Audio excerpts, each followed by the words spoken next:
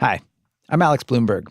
And a couple years ago, my wife Nazanin and I left our good, stable jobs to go work full-time at a startup, Gimlet Media, a podcasting company.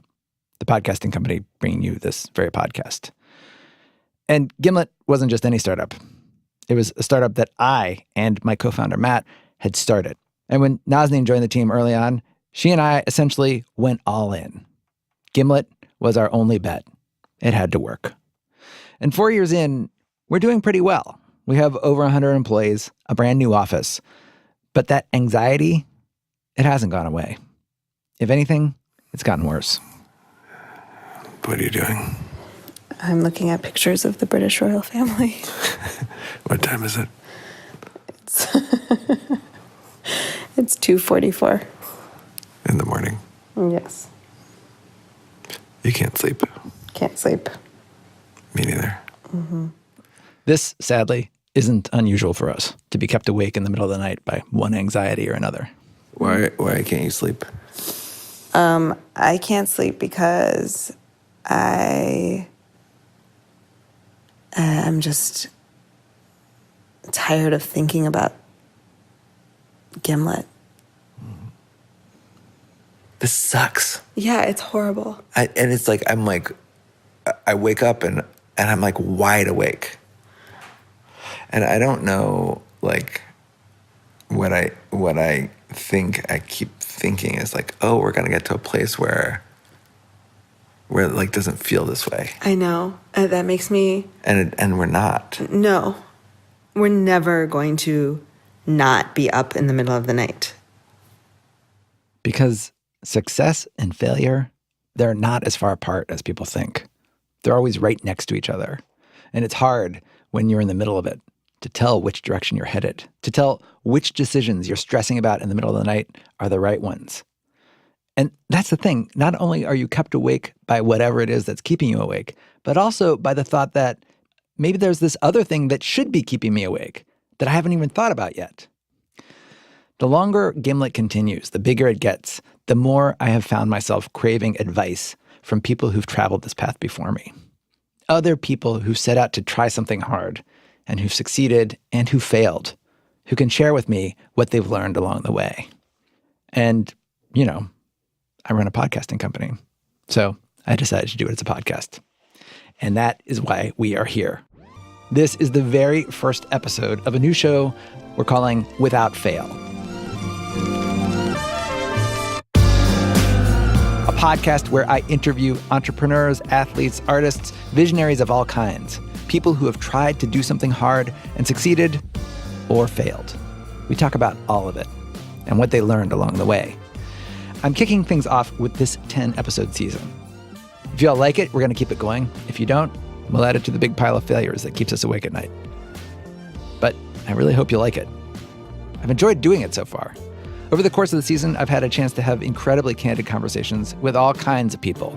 Entrepreneurs like Katerina Fake, co-founder of Flickr, who says when Yahoo wanted to buy the company, she didn't want to sell. We did a phone call, and I remember saying, I was like, Shutterfly is preparing to go public. Right. And I said, I don't see why we couldn't be on that same path.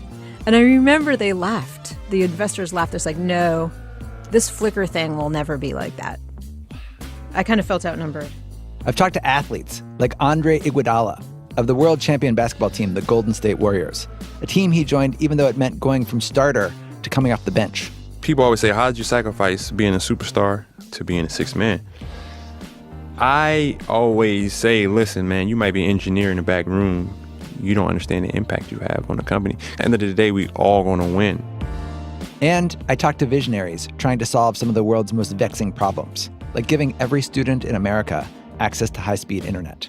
So we went from 4 million students having access to 40. That's almost 90% of students in America now. And it's basically all because of you. Well, I wouldn't say it's all because of me. I know you would. We've had a lot of help.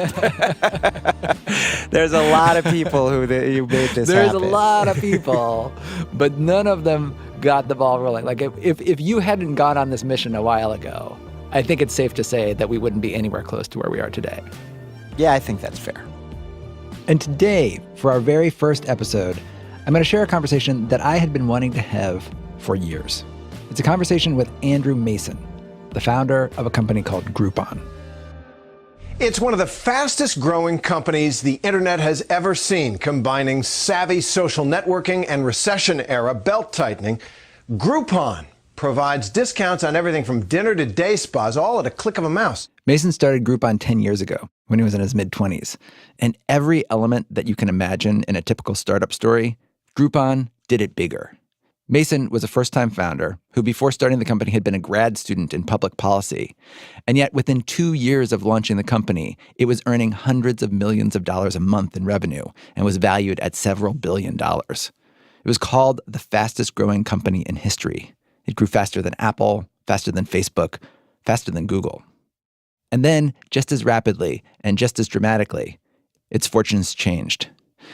This dream rise and nightmare fall, all in this incredibly short time span, it's almost like the comic book version of a startup story, larger than life, a startup fable. But it wasn't a fable. It actually happened to a real guy. I met Andrew Mason in 2013 in the aftermath of all this. He was starting a new company involving audio, and I and my co-founder were starting Gimlet. So we were both involved in audio, and we got to know each other a bit. And eventually, Andrew became an investor in Gimlet. But we had never really talked about his experience at Groupon. Never, that is, until a couple months ago, when I sat down with him in a studio in San Francisco and used this very podcast as an excuse to get him to tell me his whole story. This is, like, for me, very exciting because I've always wanted to ask all the questions that I'm about to ask you, which is like sort of like you've had this crazy experience with Groupon. It happened at a time that I can't even imagine in my life. Like when I was in my 20s, I was incapable of doing anything, let alone running a 10,000 employee company. I mean, the whole experience now seems like this like fever dream that almost happened to someone else. In the end, Andrew and I talked for over 2 hours. And our conversation was so candid, so interesting, that we're actually turning it into a two-parter. For the next 2 episodes, we'll be featuring this conversation with Andrew Mason. And this episode has some strong language, so you might not want to listen with kids around. So let me just start. I want to start at the beginning. I want to start in 2006. Okay. In 2006, you were not an entrepreneur. You were in school, right? Yeah. I'd gone back to grad school. Mm-hmm. I got a scholarship in public policy at the University of Chicago. So I went back there. I got about 3 months into it before someone that I had worked for previously called me up and said, "Hey, why don't you drop out of school and I'll give you $1 million to come and start this thing." What? So that's pretty crazy. Yeah. I was in Chicago. I wasn't aware of the entrepreneurial Silicon Valley technology culture. Uh-huh. So the idea that you would go out and someone would just give you money was completely foreign to me. Yeah. So quick context. Before Andrew had gone to grad school, he'd been doing a bunch of stuff. He'd been playing in bands. He was a musician. And he'd also recently gotten into tech and had made money on the side building websites for people. He liked the website work, but he never really considered making a career out of it. Until this call. See, the guy on the phone offering Andrew $1 million was a billionaire businessman named Eric Lefkofsky. And back before Andrew had gone to grad school, he had done some work for Eric building websites. Eric and Andrew had become friendly, and Andrew had mentioned to Eric this idea of a website that he wanted to build. The idea struck Eric as a good one, or at least a better way for young Andrew to spend his time than reading academic tracts on political theory. So Eric Lefkofsky calls you and says, like, I'm going to give you $1 million to start what? So the idea was this website called thepoint.com, which was simply a way to say, I'll do something, but only if a critical mass of other people do it with me. Uh-huh. I had a bad experience with a cable company, and I was like pissed off that I couldn't just get a la carte cable channels or something dumb like that. Yeah. And I was like, whoa, it would be great if there was a website where I could get together with enough other people that together we would create a rational financial incentive for them to listen to us. And we'll say, we'll all switch to a competitor unless you do what we want. And so you're thinking to yourself, like, I'm I'm an individual young man with no money. They're not going to pay attention to me. But if I can sort of collectively organize like a collection of consumers, then perhaps we'll have some clout. Yeah. And the thing that you do could be taking some kind of an action. It could also be raising money. So we'll all donate to a cause, but only when we hit a certain tipping point of funding. I had this vision of building a complete platform for solving the world's collective action problems that included a social network and private messaging and handling, this abstract model that would handle every kind of campaign for organizing people that one could imagine. So it's like sort of like Kickstarter and Facebook and MoveOn.org and Groupon all sort of combined. Yeah, into one exactly. platform. All right. So you start the point and it's mostly like political sort of campaigns and stuff like that. Yeah. How did it go? I had no idea what I was doing. I remember in the early days, like we would buy a bunch of books on like academic books on collective action, and me and a couple of the people that were working there would just like sit around and read. What books? Oh God. What books were you reading? Who's that famous community organizer? Oh, Saul Alinsky? Yeah, Saul Alinsky, like stuff like that. You were reading Rules for Radicals and Yeah, stuff? yeah. Okay. So you're sitting in your and how many employees do you have at this point?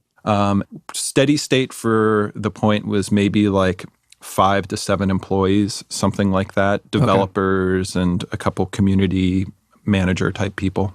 And how was it going? What were you hoping for and what was actually happening? So because it was so abstract, once we launched it, nobody knew what to do with it. Right. Even we didn't know what to do with it. Like I would go on, I remember going on NPR and doing an interview, and they'd ask for an example of a campaign that you were organizing. And the campaign we gave was a campaign to raise like $1 billion to build a dome over Chicago to protect it from the cold in the winter. And for me, it was like a good like thought piece on how you might apply the model. And that's cool, but we didn't have any really good actual examples of things that people could do with it. Right. Now, eventually that started to happen. People on their own started coming up with some interesting ideas. And one of those was this group purchasing thing. People would start campaigns to get 10 people together to buy something, but at a discount, but only if those 10 people get together. And yeah. Do you remember the first time you noticed that on the site? It wasn't this kind of like getting hit on the head with an apple kind of moments where the moment you see it, you're like, Eureka, this is going to be a multi-billion-dollar business. Right. In many ways, it always felt like kind of the dumbest and least inspiring application of the model compared to what we imagined it being used for, which was power to the people. Domes over Chicago. What led to like just going all in on the group buying? Desperation. It was basically, we had been at it for, I think, about 9 months, or maybe a little bit less than that. And Eric and our other investors were looking at this. There was no growth, and they were saying this isn't going to work. So there was a risk of losing our funding, actually pulling the money away. And when you said there was a risk of losing their funding, was that something Eric told you? Yes. What did he say? I don't remember the exact words, but I mean it was very explicit that that he felt like it might just be better to like shut it down and distribute the money back to investors. So we laid a couple people off to bring our burn rate down to something $40,000-$50,000 a month. That would give us a little bit of runway and time to experiment. And then we just started focusing on whatever ideas we could. And one of the ideas was group buying. And so the idea we decided to go with group buying was, instead of just having this marketplace, to go out and find one deal a day, and see if we can procure that deal ourselves, and then email it out to a list of people that would be interested in it. Mm-hmm. And that was the first version of Groupon. It was called getyourgroupon.com. I think was the first URL that we had because Groupon was taken. Groupon was already taken. Yeah, of course. Yeah, Groupon was taken by some guy in England that some developer that one day imagined building a group coupon site. Okay, so what was the first deal that you guys did? Okay, so like we got to the point where we were ready to launch, and we had a couple people that were kind of interested in working, but we didn't have anything that was really, really great. A couple people? What do you mean? A couple businesses? A couple businesses. The first deal we were going to run, and this could have been it for Groupon, was called Christie's Sports Lingerie or something like that. It was garter belts that were sports themed, and that was your first. That was going to be your first one. Yeah, and it was so ridiculous, and you have to realize like the whole team was in this kind of mode of desperation at this point, and so we were like, whatever, yeah, right. We got to try something. We got to try something, and you guys couldn't get any businesses to sign up. Like everybody was like, I don't know about this newfangled idea. Yeah, that was the best that we had. Right. You were days away from that being your first deal. What happened? We got this other deal at Motel Bar, which is the bar and pizza place downstairs. Downstairs from your office. From our office. And I think we sold 20 of those in the first day that we ran. And the way that we sold them was by going to the lobby of the office building or going and standing outside of Motel Bar and handing out little, postcards that we had printed. And I remember sometimes like standing behind people in some of the other office spaces in the building and actually like walking them through signing up and saying, you go here every day, why would you not get this? And so it took a lot of manual hand-holding. But just to get like the 20 people to activate the Groupon. Every one of those 20 was a labor of love. Yeah. So you close that first deal, you're like, okay, we got to do this again tomorrow and the next day and the next day for the rest of our lives. When did you realize like, oh, this is working? If I'm remembering correctly, there was a sushi place that we ran at some point early on, where we sold maybe 500 Groupons. And that was like, wow, we're onto something here. And so the sushi thing starts to be seems like a little bit of some sort of turning point. It sounds like. How are you feeling at that point? It was incredibly intense, right? Because every day we're putting a new deal up. We're trying to figure out how to launch new cities. And I remember like my team and I going to the mat, like really fighting it out on what deals we were going to run. It'd be like someone would come up and say, hey, let's do this indoor soccer deal. And someone else would be like, no, that's the dumbest thing. People would hate it. And we were so passionate about it in a way that, we were behaving like children. But on the other hand, it was beautiful to care that much about something in a way that is difficult to do when it's not your first time. And so there was just a ton of passion, and we really cared about doing it the right way. Coming up after the break, Andrew experiences the sincerest form of flattery, and it doesn't feel good. That's after these words from our sponsors. Welcome back to Without Fail and my conversation with Andrew Mason, the founder of Groupon.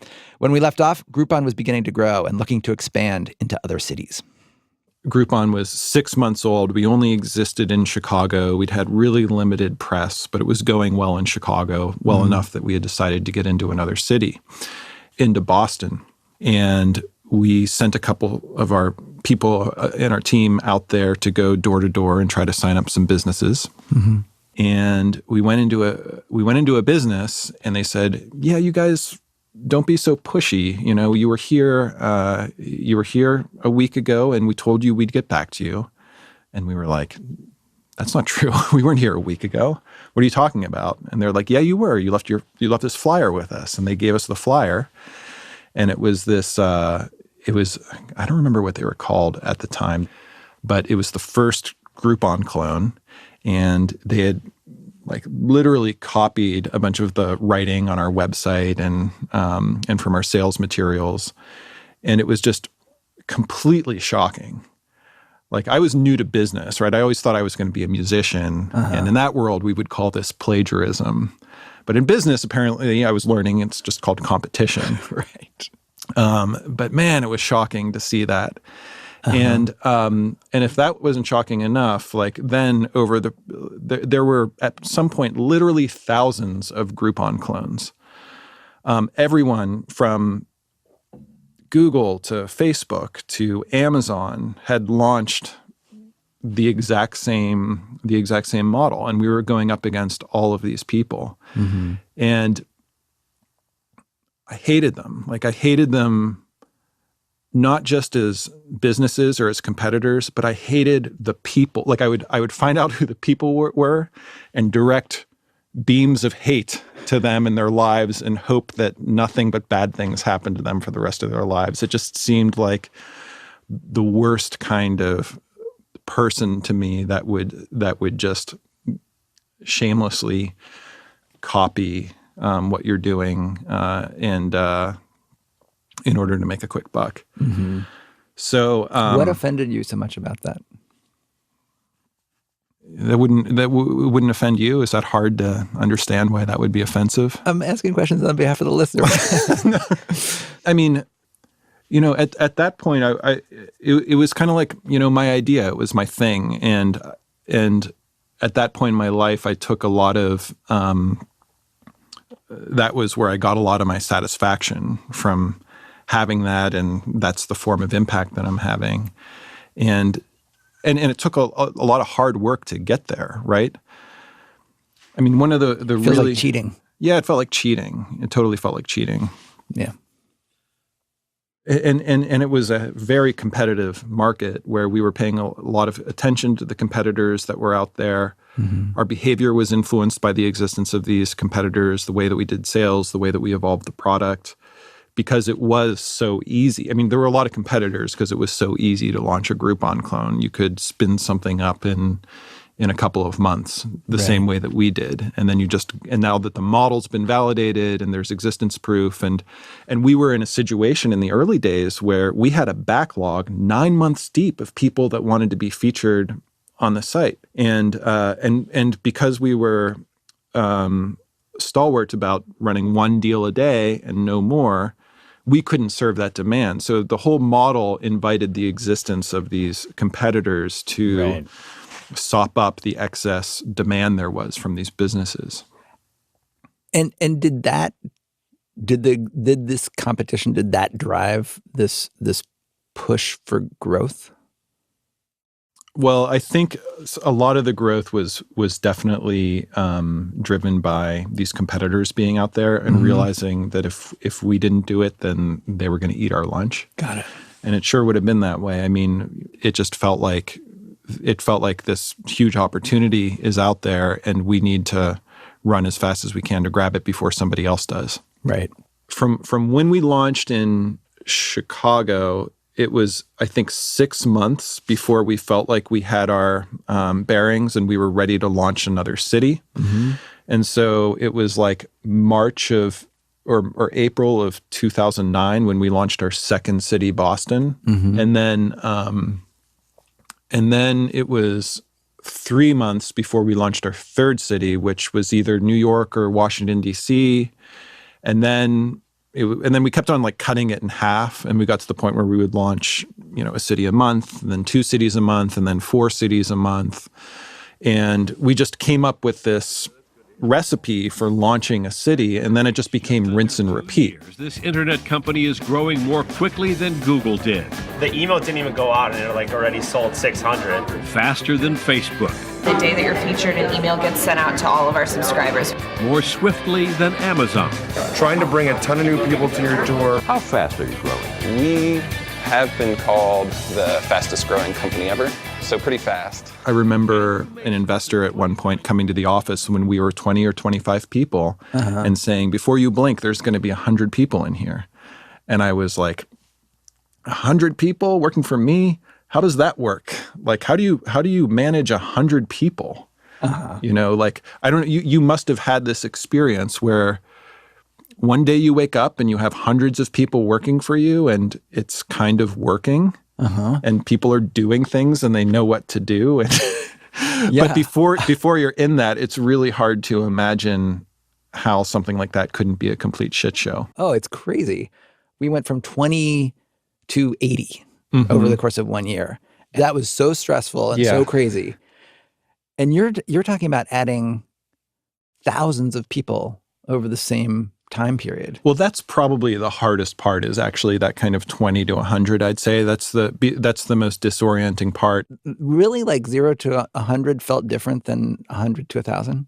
For sure. I mean, something like that, right? Like once you get over your like kibbutz or whatever, right? That all feels like a process of being reborn somehow. So interesting. I think that's just because we aren't psychologically capable of grasping large numbers, I think.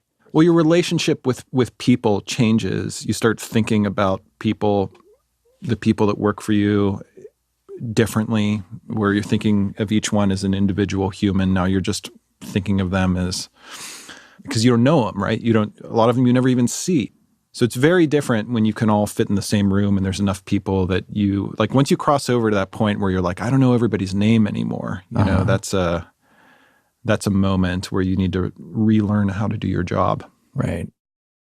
Coming up after the break, Andrew tries to relearn how to be a CEO and starts reading books on the job again. That's after these words from our sponsors. A few months ago, I talked to this hacker, and he told me that just by using someone's phone number, he can drain their bank accounts.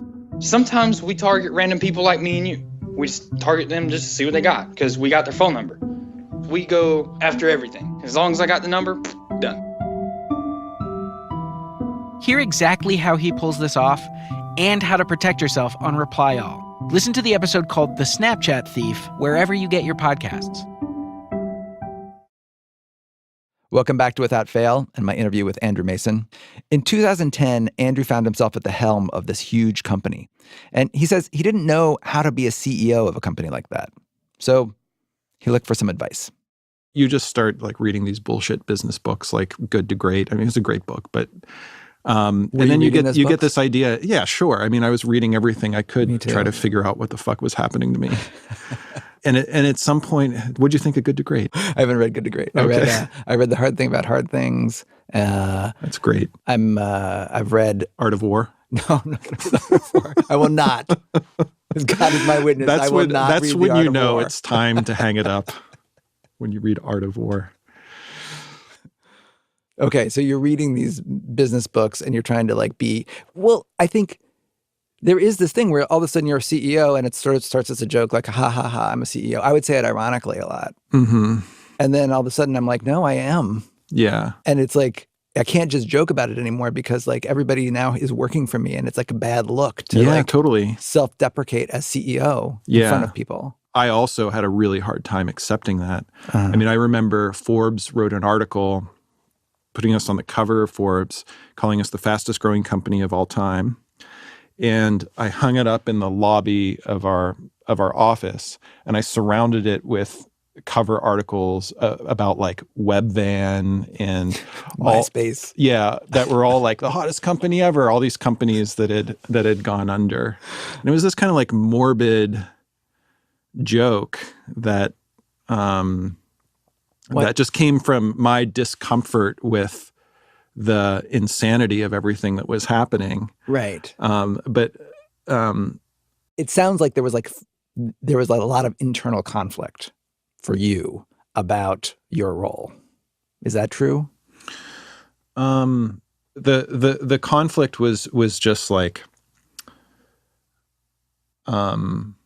people would ask me, where'd you come up with the idea for Groupon? And I would respond with something insulting like, well, I was just out flying a kite one day, got a little cloudy, started to rain, and lo, lightning struck the kite. The lightning bolt flew down the string into my hands, and I thought, what if there was a way on the internet to get 50% off local businesses? That's such an asshole response. I know. I know it is. But it's such a, it's, like the idea, there was a lot of, on the ride up, there was a lot of stuff in the press of trying to kind of deify and turn the CEO into this hero or this genius or something that, like, I felt like those things, but not with Groupon. I didn't want Groupon to be the dumb coupon company. Like, that just felt like an act of desperation. In order to not have our funding taken away. And it's just funny how these ideas happen to people, you know, you like me today, I never would have gotten myself in a situation where the conditions for Groupon could have happened. It took having an incredibly naive idea, which was the point, and messing that up. Right. And then figuring out what I could make out of this rubble in order to be in the conditions that would lead me to start Groupon. Like, I wouldn't have just woken up out of bed one day and say, I have this idea for a way to offer deals for local businesses at 50% off. Right. I'm going to go drop out of college and start that company. Next episode, part 2 of my conversation with Andrew Mason. Groupon's meteoric ride continues until it all comes crashing down for Andrew. It was just this crazy rocket ship that never really let up until, you know, later I'm sitting on my couch, fired, imagining how I could just sit here and order pizza and not move for the rest of my life. That's next episode of Without Fail. Without Fail is hosted by me and produced by Sarah Platt. It's edited by Devin Taylor, Nazanin Rafsanjani, and me. Special thanks to Ben Bergman. This episode was mixed by Peter Leonard. Our amazing, amazing theme music that I love so much is by Bobby Lord. If you enjoyed this show and you want to hear more, subscribe on Apple Podcasts or wherever you listen. Leave us a review. It really does help. And tell your friends. Don't keep this a secret. Tell them all. It's not just yours, you know. Share. Thank you so much for listening. We'll see you next episode of Without Fail.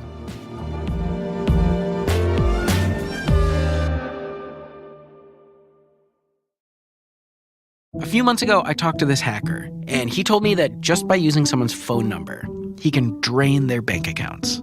Sometimes we target random people like me and you. We just target them just to see what they got, because we got their phone number. We go after everything. As long as I got the number, done. Hear exactly how he pulls this off and how to protect yourself on Reply All. Listen to the episode called The Snapchat Thief wherever you get your podcasts.